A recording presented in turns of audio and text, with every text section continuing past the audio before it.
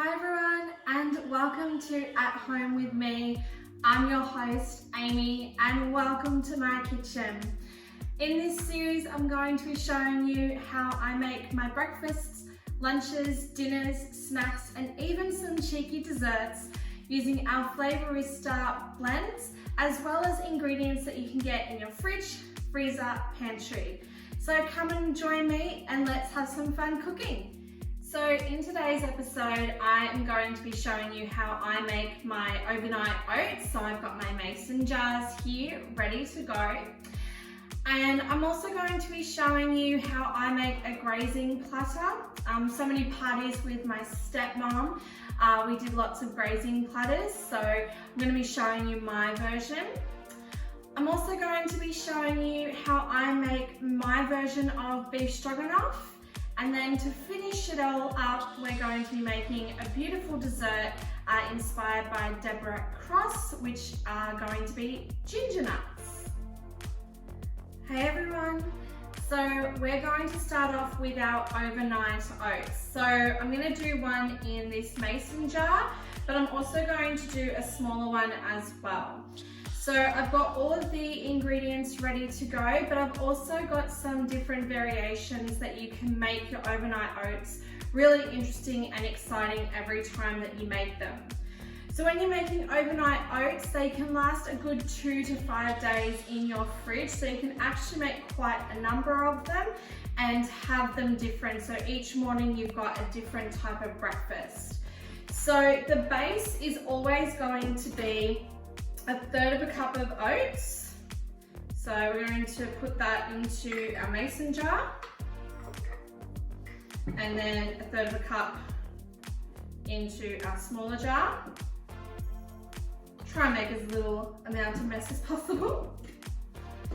And then we're going to be, I like using oat milk. You can use almond milk, rice milk, soy milk. Some people do use apple juice or orange juice, so it's really up to you what you want to go with. So same amount of oats with the milk, so 1/3 of a cup, and in our smaller jar as well.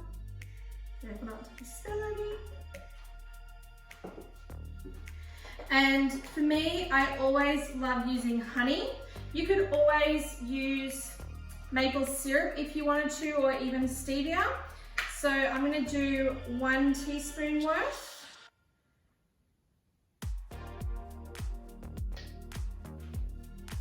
And 1 teaspoon worth.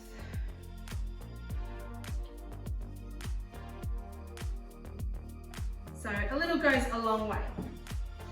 And what I also love putting in is peanut butter. You could use a nut butter if you wanted to, and I like putting in a tablespoon. So just getting a good tablespoon amount. And I always have a knife handy. So just putting it right into the mason jar. And we'll also get another tablespoon for our smaller jar.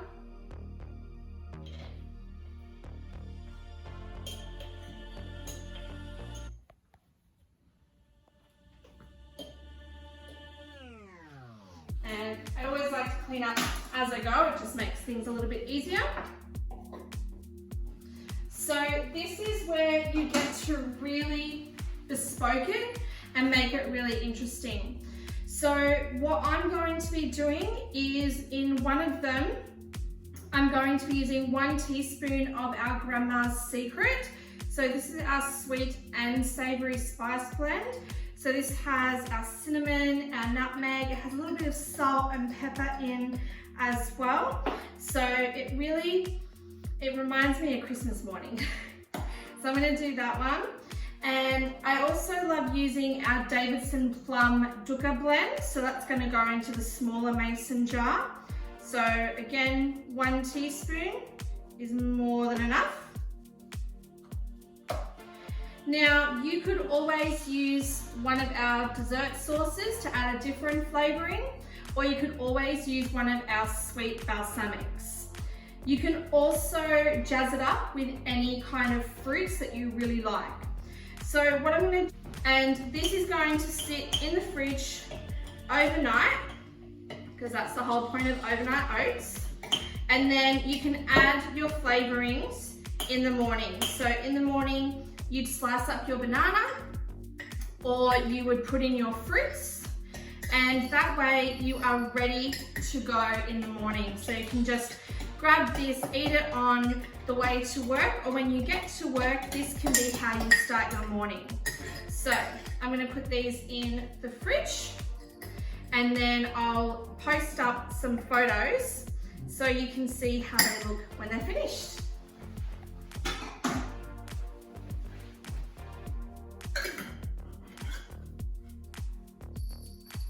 Okie dokie.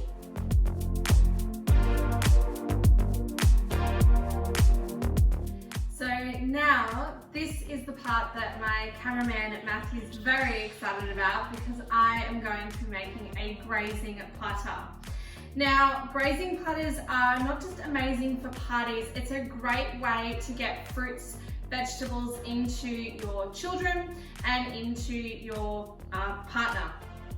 I know that if I've got fruit cut up in the fridge, Matthew will absolutely destroy it, but if I don't cut it up, it's going to sit there. So a platter is a really great way to have things cut up, ready to go, and the kids can just pick at it.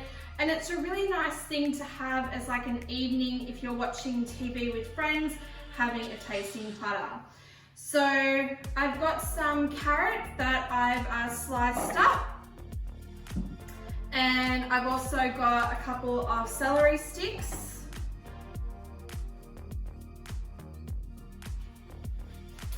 And then I've got some beautiful stuffed baby peppers. So I don't want all of the oil, so I'm just going to remove them from the oil.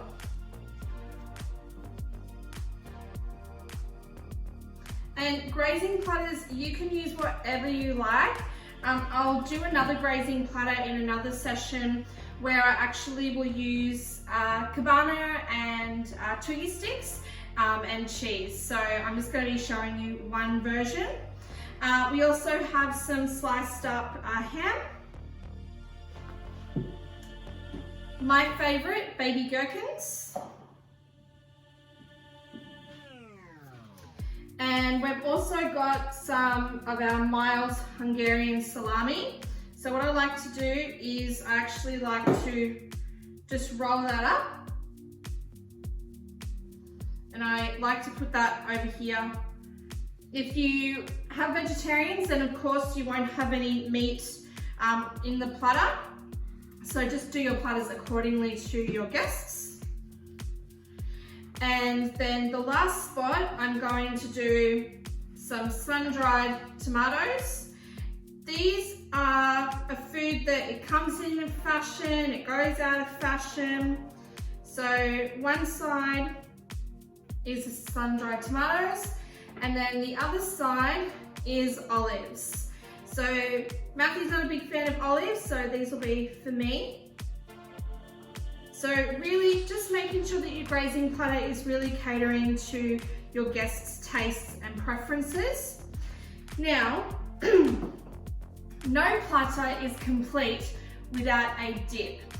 So I don't actually buy dips anymore. I use our spice blends, sour cream, cream cheese and mayonnaise to make our own dip. So I'm going to show you here how I make it. So all I do is I get a good tablespoon of our French twist onion. So that's going to be our base. So that goes into the mix. And then I'm going to get 3 tablespoons of sour cream. So this goes straight into the container. And then I get 3 tablespoons of cream cheese. So you will have to maneuver it because it's a little bit thicker. So 2nd tablespoon, and then 3rd tablespoon. And then the final ingredient is, of course, mayonnaise. So use 1 tablespoon of mayonnaise.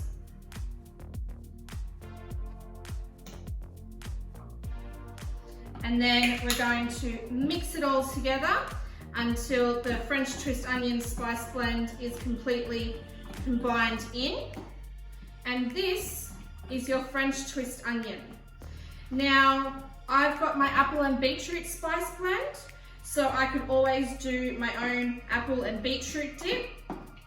We also have our solid guacamole, so if you don't really like avocado but you'd love to make like a kind of guacamole, we've got our solid guacamole.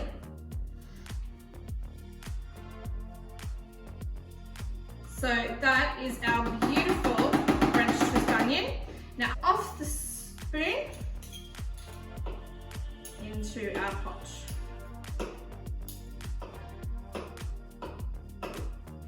Container, you can put your crackers and we've got some corn chips. So you can have all different kinds of chips. And I'm gonna bring it a little bit closer to our cameraman so you can have a better view of the finished product. So this is just one type of grazing platter.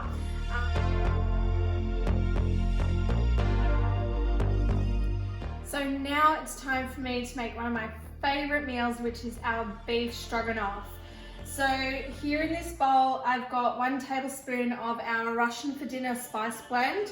I've got about 200 grams of mushrooms, 1 carrot that's been finely diced, 3 carrots that have been sliced, 3 sticks of celery that have been sliced.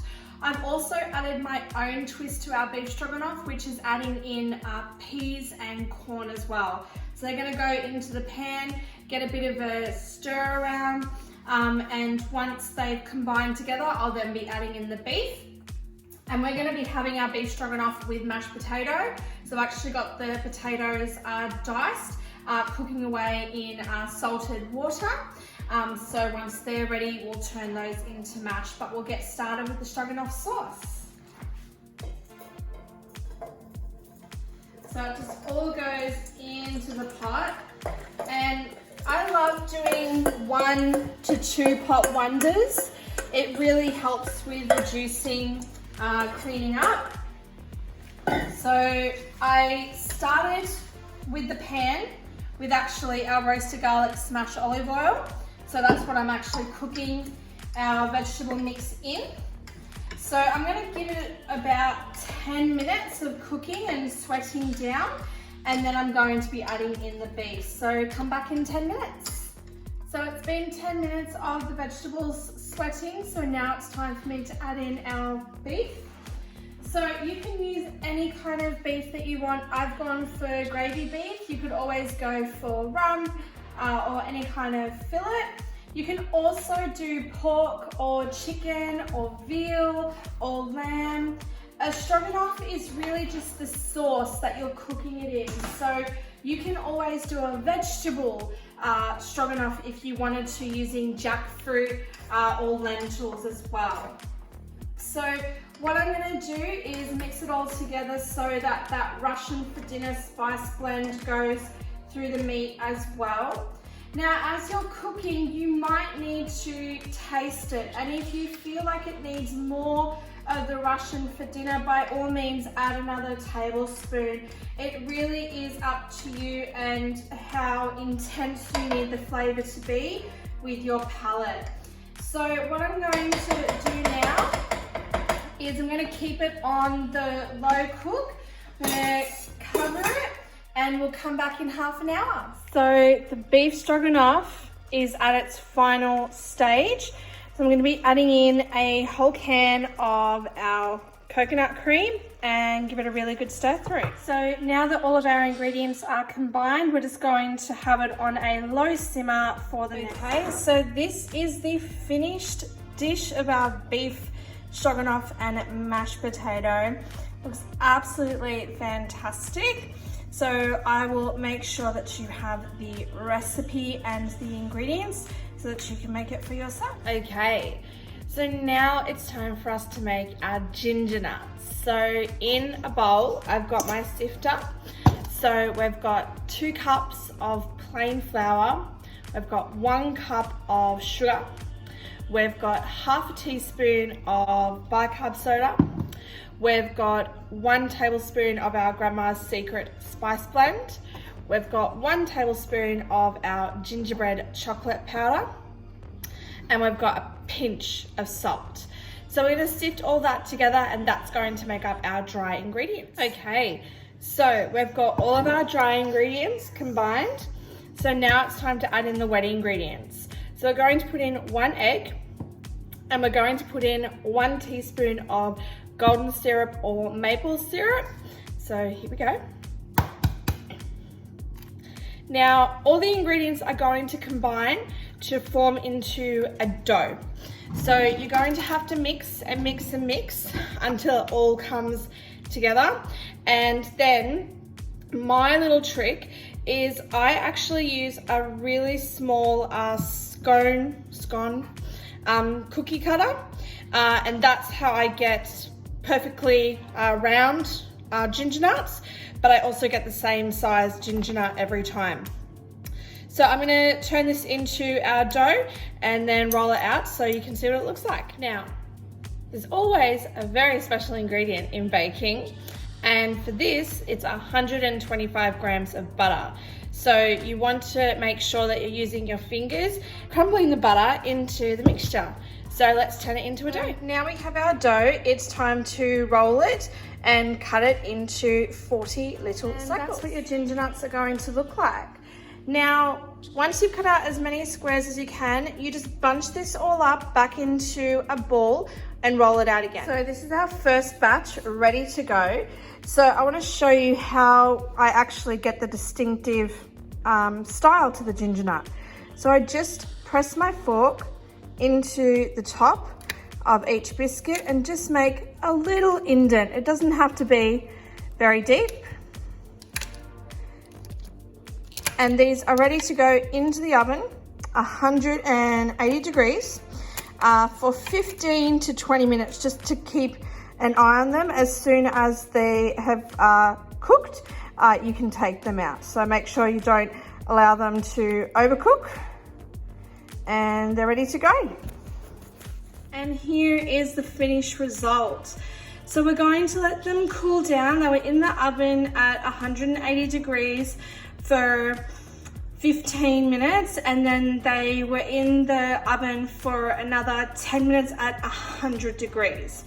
So I'm going to let them cool, and then I'll put them into our cookie jar so you can see how they look when they're finished and ready to be consumed. So here's the finished product, everyone. Our beautiful jar of Gingernut biscuits. So I hope that you have enjoyed our first episode of At Home with me, and we look forward to our next session together. Be safe, be well, much love.